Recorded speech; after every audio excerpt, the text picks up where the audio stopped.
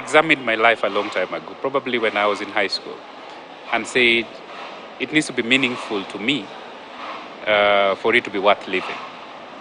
And for it to be meaningful, I have to be passionate about something.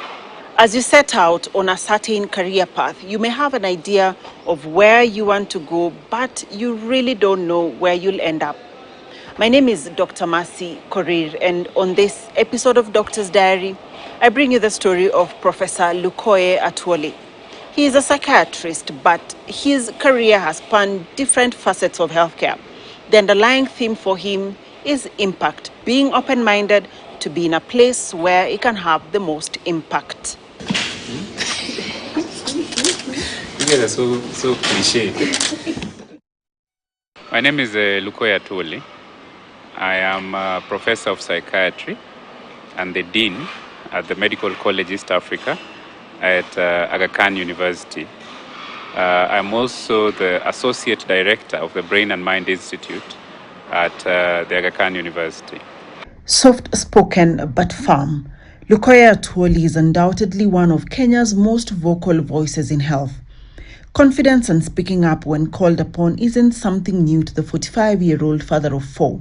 It might have been a trait inherited from his father, KOTU's long-serving Secretary General Francis Atwoli. Being the child of a person who is in the public domain, it's always going to be a risk that you'll be swallowed by this person, or you might be tempted to rebel and be the opposite and do very crazy things. We agreed with him.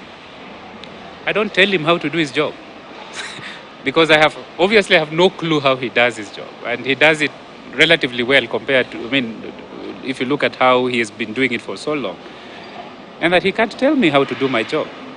And we agreed on this, and he can't tell me. I said, I'm entering a field in which he has absolutely no clue. He can't help me. In medicine, there was no way he was going to help me. He's not a doctor, he's not in the health sector, he has no foot in the medical sector. So even if I needed him to go and speak with somebody, my word would just be as strong as his in my area. And so that is one of the things that I did. Secondly, I studiously deliberately avoided getting embroiled in the things he does.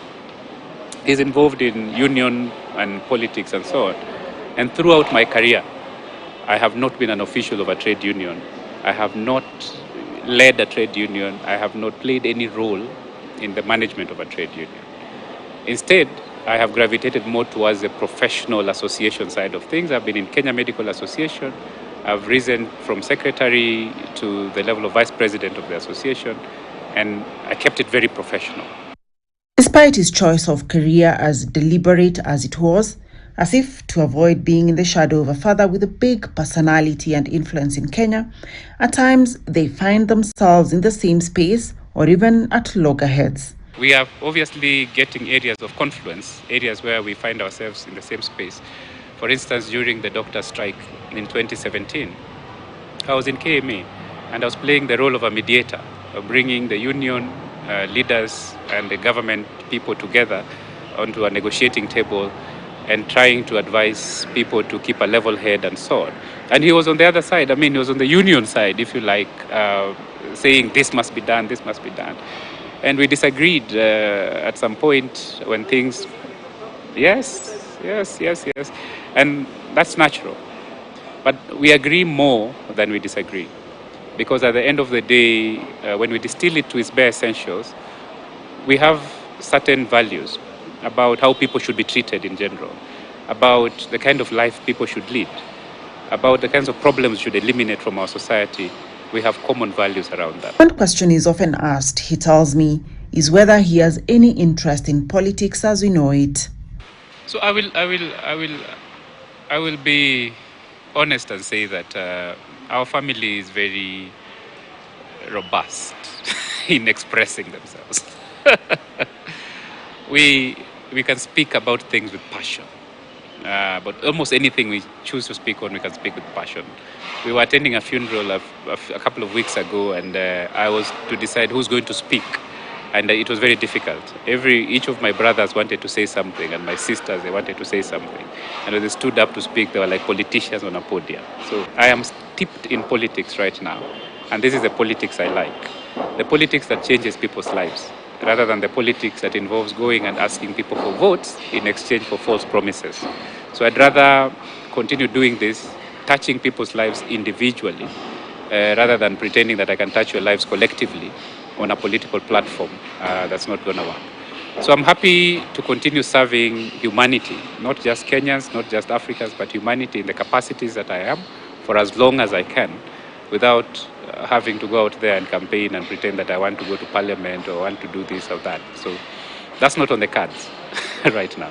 His dream and path to medicine started after a severe illness that had him admitted in hospital, where the team of medics captured his imagination as a young boy, fascinating and inspiring him. When I was in standard 6, I must have been 11 or something, I developed severe malaria.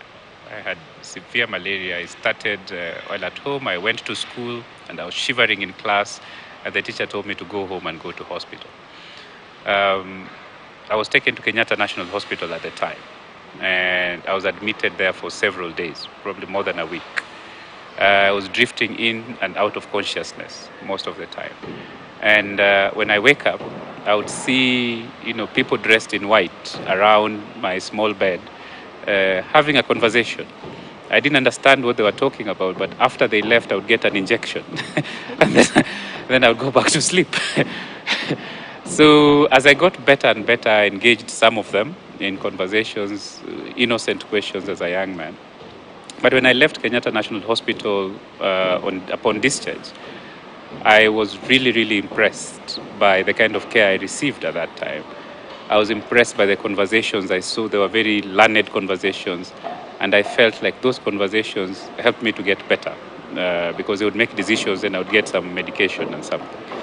And so when I went home, I was convinced that I want to be one of those guys. And from that day, I was saying, every time anybody asked me, I would say, when I'm done with school, I'll be a doctor.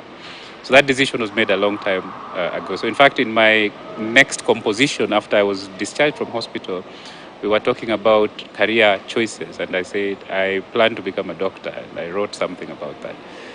So that interest started a long time ago. While his life and upbringing started in Kakamega, where he was born, his school life took shape in Nairobi, at Isili and Jamhuri High School. When I was about 4 years old, or thereabouts, I was very naughty and I was very active. I think I had some hyperactivity traits at the time.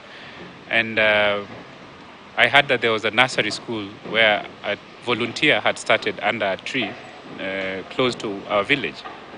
And at the age of around 4, I started sneaking and going to that nursery school and sitting under the tree with this volunteer teacher and starting to learn a few things. So after that, my parents realized that this guy is ready to go to school. So I came to Nairobi, and my parents lived in Isli at the time. And so I went to Isli Community Center Nursery School. I enrolled almost mid-year that year. And that's when I started school.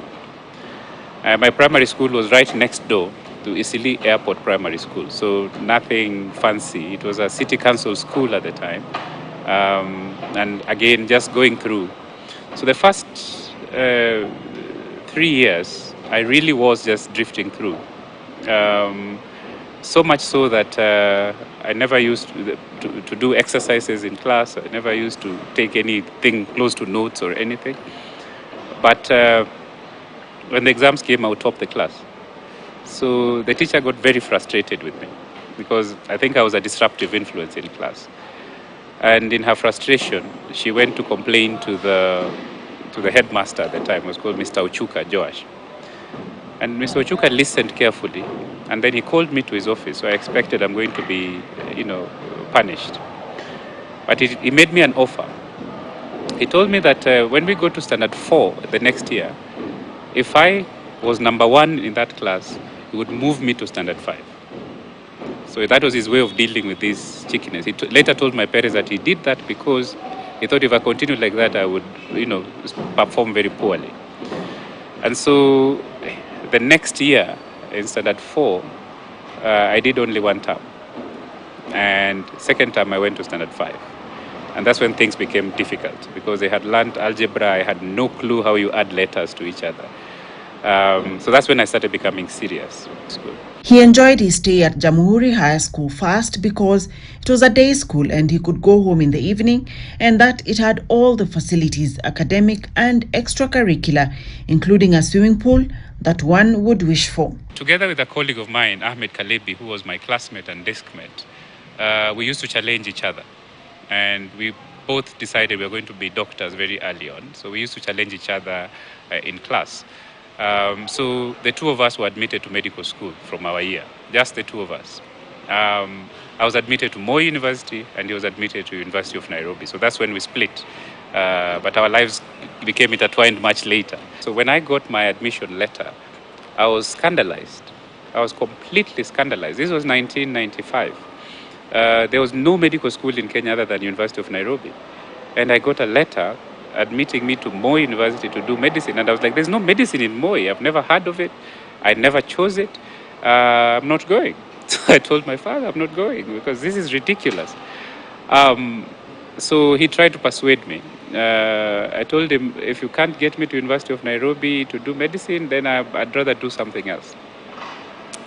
So he went and spoke to Professor George Eshiwani at the time. George Eshiwani was the chairman of the Joint Admissions Board at the time. And George Eshiwani told him, go and tell that young man, he can go and try Moi for 1 year. Because we have seen the curriculum, we have seen the plans for that program, and we think it is very good. Tell him to go and try for 1 year. If he doesn't like it, we will give him a slot at the University of Nairobi. So that's the message I was given. So I grudgingly went to Moi. And I finished 6 years without ever wanting to come back to Nairobi because I found that it was designed for a person like me. That program was designed for a person like me. It was designed for a curious person. It was designed for a person who doesn't take anything for granted. And it was designed for a person who wants their own space to do research and to read and to engage in other things as well. After the undergraduate training and graduating as a medical doctor in 2001, he was deployed to Nakuru for his internship. We went to Nakuru and we were 12 of us, or about 14 of us, and we made it an enjoyable experience for all those that went to Nakuru. I think many who have gone to Nakuru after still remember some of the things we put in place at the time. Professor Atwoli has many fond memories of Nakuru. It did not only train and give him the opportunities to start his career as a practicing doctor, but it also gave him his life's partner. I met my wife at a wedding. It's a cliche. So we were in Nakuru as medical officers the year before I went back to school. And one of my medical school colleagues, he had been 2 or 3 years ahead of me in medical school, had been posted to Nakuru, and he was getting married. And so he called his colleagues together and said, help me organize this thing. And so we formed a committee. And on that committee, because I was known to be a stickler for time and organization and so on, they made me the overall coordinator and make sure things ran like clockwork. And so the day before the wedding, we had a rehearsal. And so I asked this colleague of mine, who on the bride's side should I speak to as my counterpart, who will tell me what is happening while they're away so that we can arrange to go and pick them. And he gave me Maureen's number. And he said, yeah, if you speak with her, she'll tell you what's happening on that other side. So that evening I called her. And I loved the sound of her voice. While we were speaking, and I was explaining why I was calling her and so on. And she said, yes, I will work with you tomorrow and so on. And I was very curious to meet the face behind that voice. And so later in the evening after the wedding, when we had a reception, I met her officially. And we just hit it off. We had a lot to talk about. And, you know, after she left, she went back to Nairobi. We spent hours on the phone just talking about all sorts of things, getting to know each other. And the rest, as everyone says, is history. Yeah. It was pretty easy, actually, because probably when we had lunch a couple of days after we met, and we were talking, and I told her, you know, you're going to be the mother of my children. You know, we're going to get married. And she laughed and said, you're so presumptuous. You know, how do you know all this? I said, oh, time will tell. So I was very confident that we were going to get married. I think I was ready. And at some level, I think she was also very ready at the time for marriage. Together, the couple has 4 children, all with different interests from science, football, engineering, space science, anything. My relationship with my children is way more liberal than the relationship I had with my parents. I think if you compare how I raised my children with how we were raised, it's worlds apart. But obviously it's because society has evolved, and how children should be raised has changed. And I have stayed at the forefront of understanding what are the best ways of doing this. I still make my mistakes, as any parent does, but I like to err on the side of caution, on the side of not harming somebody for the rest of their life. So giving people opportunities. So my children have a lot of opportunities. They sit with me and they challenge me, and they ask me hard questions whose answers I don't know, and I say I don't know. And I say we will research them together. And they do make mistakes, and we agree on what punishments they will take, and they take the punishments. And we argue that we maintain an environment of respect for each other, because I respect them and they respect me. So we have that kind of relationship. When things are not working, we talk about them and we try and fix them. When they think I'm being pushy on something that they don't like, they will bring it out and we will discuss. It's very hard for me because I didn't grow up in that kind of environment. But over time, we learn to adapt, and eventually you learn that even when they do something you didn't advocate for, sometimes it turns out right, and it turns out better than it would have turned out if they had done what you wanted. He refuses to be boxed into a stereotype, either as a scientific or artistic mind. He believes that these two complement each other, and he embraces his artistic mind. Interest in literature, writing poetry, plays, commentaries, things he says he is passionate about. And so I don't just pick up things to do. I pick up things to do because I'm passionate about them. And I say if I'm passionate about it, it must show. I'm not just going to be passionate quietly, but I'm going to show that I'm passionate about this. And I will engage other people and make them passionate about the things I'm passionate about. And this is why when I speak about anything, I will have thought deeply about it. And I have very deeply held beliefs about it before I express myself. And so the passion is just natural. It shines through, whether it is in how our country is organized politically, whether it's in how our health sector is performing, whether it's about our education sector, even in literature. I am very passionate because I take time to think about things and to ask myself which of my values resonates with the things that this situation represents. Early on, he was certain that his career path would lead him to neurosurgery, but as fate would have it, psychiatry was where his heart was. Before I went to medical school, which is about, I realized that I have to start calculating how many years those are. Probably 27 years ago. That's when I went to medical school. But before that, I knew I was going to be a doctor, so my career choices were very clear to me. But then I thought I was going to be a neurosurgeon because I was very, very interested in computers. And so we used to have a year between the time you finish high school and then you go to university. And in that year, I enrolled for a program that time called IDPM at Strathmore College at the time. And I was very fascinated with how computers worked and so on. And so I was very convinced. And so when somebody asked me, you're doing computers, you're going to medical school, I said, yeah, I'm preparing myself for a career in neurosurgery, is what I thought. And so when I went to medical school, in my fifth year, we usually spent some time outside the country. That was at, I went to Indiana University for 2 months. And during that time, I had the privilege of rotating in a neurosurgery unit. And at the end of that, I evaluated whether I liked neurosurgery or not. And I had a discussion with the program director. And the program director asked me, after I told her my experience, which was that we spent 90% of the time looking at people's backs and spines rather than looking at the brain, which I was interested in. She asked me if I was interested in how the brain looked like or how the brain works. And I told her I'm interested in how the brain works and what to do when it doesn't. And so she told me, she gave me a textbook of psychiatry and told me to read it, and if I like it, then I'm going to become a psychiatrist. And if I don't like it, I'm going to become a neurosurgeon. So I read it and I liked it. And when I went back to my medical school, I took an increased interest in psychiatry and mental health, and the rest is history. So when I was doing internship, everybody knew that I'm going to finish internship and go do psychiatry. And so those who did internship with me in Nakuru would send me patients who have psychiatric problems as an intern. They would say, you're the one who will see these ones, because I had a very clear expressed interest in psychiatry. Back then, psychiatry and mental health hardly had any attention, finding itself at the neglected backbenches, those in need of mental health services bearing the brunt of it all.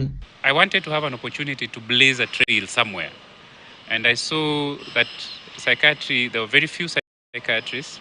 There was very little being done in psychiatry. Many of the treatments were old, and very little new treatments were being introduced at the time. And I thought, this is an opportunity to make a difference. And going into a field that is stigmatized, a field that has very few experts, presents you with an opportunity to rise to the top and to do things that are impactful, as opposed to going into a field that's saturated with all sorts of people, all sorts of things happening. And interestingly, in psychiatry, the difference you make in a person's life, you can see it more profoundly than, say, if somebody came with a broken leg and you fixed it. They take it for granted that their broken leg will be fixed and they'll be walking.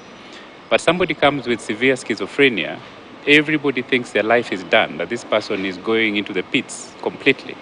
And being able to work with this person and get them back to being productive members of society is extremely fulfilling to me.